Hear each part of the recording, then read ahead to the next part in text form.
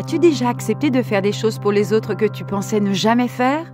Ou peut-être t'es-tu retrouvé dans des circonstances ou des situations dans lesquelles tu t'étais promis de ne jamais y arriver. Mais d'une manière ou d'une autre, tes amis ont réussi à te convaincre de faire tout ça.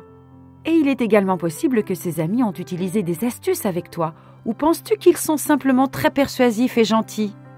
Peut-être que tout cela t'amène à te demander quel genre de truc psychologique fonctionne vraiment avec les autres. Certains d'entre eux sont habilement utilisés par les enseignants, les psychologues et peut-être même par tes amis. Eh bien, voici 8 astuces psychologiques qui fonctionnent vraiment. Numéro 1. Appeler par le nom. Les gens aiment quand on parle d'eux.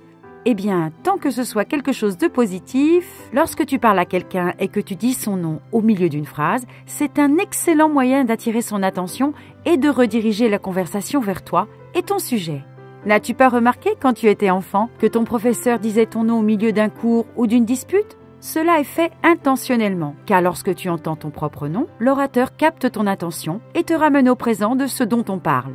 C'est précisément pour cette raison que les enseignants ne veulent pas que leurs élèves soient distraits. Ils les interpellent en prononçant souvent leur nom pour amener leur attention sur ce qui est expliqué en classe. Cette même tactique peut être utilisée pour que quelqu'un te remarque. Lorsque tu parles à la personne que tu admires, essaie de dire son nom souvent au début ou à la fin de la question. Cela attirera son attention et ajoutera du charisme et de l'intensité aux conversations habituelles. Numéro 2. Remettre quelque chose pendant la conversation. Voici une astuce amusante. Disons que tu as besoin d'aide pour porter quelque chose dans ta chambre, mais ton frère, qui est très ennuyeux, ne semble pas vouloir t'aider. Pour obtenir sa coopération, essaie de lui tendre l'objet pendant que tu as une conversation avec lui. Car lorsque les gens racontent une histoire ou sont au milieu d'une conversation intense, ils acceptent généralement de prendre ce qu'on leur propose ou leur tend. Sérieusement, essaie la prochaine fois. Par exemple, discuter en mangeant une banane. Puis remets-lui la peau de banane pendant que tu lui parles des complexités de la vie et de l'agitation des planètes. Ou tout autre sujet qui te permet d'engager la conversation. Il acceptera probablement la peau de ta part sans s'en rendre compte et sans remettre en question sa livraison. Numéro 3. Tester la théorie de Pavlov en mâchant un chewing-gum lors d'un examen. Tu peux le croire ou pas, mais mâcher un chewing-gum peut t'aider à obtenir une meilleure note à ton examen. Mais comment un chewing-gum peut-il améliorer ma note d'examen? Si tu dois réussir ton prochain examen, choisis ton chewing-gum préféré et commence à le mâcher pendant tes séances d'études. Ensuite, lorsque tu passeras enfin l'examen, tu te seras conditionné à associer le goût du chewing-gum aux informations que tu as étudiées pour l'examen. Et cette association cognitive t'aidera à te souvenir des informations pendant le test. Il s'agit d'une forme de conditionnement initiée par la théorie pavlovienne. Selon Houston University Online, la théorie pavlovienne est une procédure d'apprentissage qui consiste à associer un stimulus à une réponse conditionnée. Dans ses expériences désormais célèbres avec ses chiens, Pavlov a démontré que la présence continue d'un bol de nourriture pour chien, le stimulus, déclenchait une réponse inconditionnelle, la salivation, qui pouvait être associée, par exemple, à la sonnerie d'une cloche, de sorte que chaque fois qu'elle retentissait, le chien salivait, même en l'absence de nourriture. Alors, la prochaine fois que tu étudieras pour un examen, sors ton chewing-gum et commence à le mâcher. Tu pourrais bien obtenir ce très bien. Numéro 4. Imaginez que l'on est exactement là où l'on veut être. Il s'agit d'un truc psychologique qui peut vraiment t'aider si tu l'emploies correctement en utilisant la théorie de la dissonance cognitive à ton avantage. Essaie simplement de changer ta façon de penser à la personne que tu veux être. Selon Medical News Today, la dissonance cognitive est une théorie de psychologie sociale qui fait référence au conflit mental qui se produit lorsque les comportements et les croyances d'une personne sont incompatibles entre eux. Mais au lieu de vivre cet inconfort ou cette dissonance, essaie de l'utiliser pour motiver un changement pertinent en toi. Voici comment cela fonctionne. Si tu ne parviens pas à aligner ton comportement sur tes objectifs, essaie d'accepter la situation et de te convaincre que tu travailles déjà activement à la réalisation de ces objectifs. Par exemple, disons que tu as l'habitude de dépenser trop d'argent et que tu es un peu un accro du shopping. Si tu veux mettre fin à cette habitude, convainc-toi que tu n'es tout simplement pas le genre de personne qui aime faire beaucoup de shopping et que ce comportement ne te ressemble pas. Changer ton état d'esprit t'aidera à changer ton comportement si tu y travailles vraiment. Ou peut-être te sens-tu un peu triste et regardes toujours le négatif dans la plupart des situations?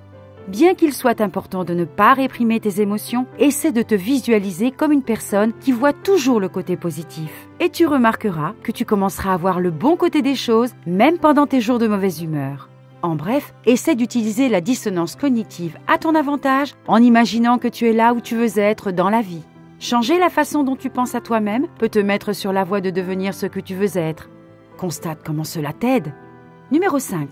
Demandez un gros service, puis échangez-le contre un plus petit. Imagine ceci. Tu veux vraiment cet adorable hamster que tu as regardé dans la vitrine de l'animalerie. Tu passes devant le magasin tous les jours en rentrant de l'école et le hamster est là, te regardant avec ses jolis petits yeux nacrés. Ton anniversaire approche, mais tu n'as pas assez d'argent pour l'acheter, même si tu as déjà décidé de l'appeler tout petit. Eh bien, si tu veux utiliser une astuce psychologique à ton avantage, essaie d'abord de demander un chien à tes parents. Attends, quoi? Mais tu ne veux pas de chien, tu veux tout petit, le hamster.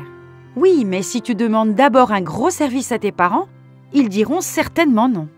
Si tu le remplaces plus tard par un plus petit service, ils seront moins enclins à refuser.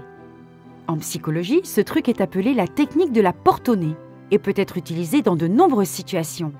Par exemple, si tu as désespérément besoin de 20 €, mais que tu sais que ton ami n'aime pas prêter beaucoup d'argent, essaie de demander d'abord 50 € à la place. 20 € semble beaucoup moins par rapport à la première demande. Eh, tu vois? Maintenant, tout petit et toi pouvez vous offrir cette gâterie dont vous rêviez. Numéro 6. Demandez un service lorsque quelqu'un est épuisé. C'est une autre astuce psychologique intelligente. Disons que ton ami te demande de passer la nuit chez toi. Mais tu es occupé et tu as passé toute la nuit dernière à regarder The Office sur Netflix. Tu ne veux certainement pas le laisser passer la nuit et tu décides de dire non. Et puis soudain, ton ami frappe à la porte au milieu de la nuit. Pour une raison quelconque, tu finis par le laisser entrer et lui permettre de passer la nuit chez toi. Tu as cédé parce que tu étais épuisé et trop fatigué pour dire non à ses supplications. En effet, selon de nombreuses études, les gens sont plus susceptibles d'être influencés pour faire quelque chose qu'ils ne voulaient pas faire initialement lorsqu'ils sont fatigués. Si tu es épuisé mentalement et physiquement, tu n'as pas l'intention de rester debout tard pour discuter avec ton ami. Tout est bon pour mettre fin à la situation afin que tu puisses te reposer. Numéro 7. Imiter les autres pour se faire des amis. Tu as du mal à te faire des amis à l'école? Sans rien changer à ta personnalité, essaie d'imiter les mouvements et les gestes de ton interlocuteur qui sera peut-être plus enclin à te connaître. Ce type de miroir est appelé l'effet caméléon et a été exploré dans de nombreuses études. Cela signifie que si quelqu'un pense que tu es comme lui, il sera plus disposé à être ton ami. Souviens-toi donc de cela lorsque tu soupçonnes que quelqu'un t'imite inconsciemment pour t'attirer et gagner ta confiance. Car très probablement, il veut simplement être ton ami. Numéro 8. Hocher la tête quand tu veux que quelqu'un soit d'accord avec toi. As-tu déjà eu besoin que quelqu'un soit d'accord avec une proposition que tu as faite au travail? Ou peut-être veux-tu simplement persuader quelqu'un de te soutenir sur une question que tu sais qu'il soutiendrait s'il était de meilleure humeur? Par exemple, essaie donc de hocher la tête lorsque tu discutes d'un sujet et que tu veux que quelqu'un soit d'accord. Selon une étude publiée dans Applied Psychology Journal, les psychologues ont constaté que lorsque les autres hochent la tête en écoutant quelqu'un, ils sont plus susceptibles d'être d'accord avec lui. En fait, essaie de le remarquer un peu au cours d'une conversation avec quelqu'un et tu constateras peut-être que toi aussi, tu hoches inconsciemment la tête lorsque les autres le font. Alors, que penses-tu de ces astuces psychologiques? Rappelle-toi, comme l'a dit l'oncle Ben, un grand pouvoir implique de grandes responsabilités. Alors, n'utilise ces astuces que pour le bien et n'oublie pas que les autres aussi peuvent les utiliser sur toi. As-tu essayé l'une de ces astuces et a-t-elle fonctionné? Laisse-nous un commentaire. N'oublie pas de t'abonner à la chaîne, de liker et de partager cette information avec ceux qui pourraient la trouver utile. Et comme toujours, merci de nous avoir regardés.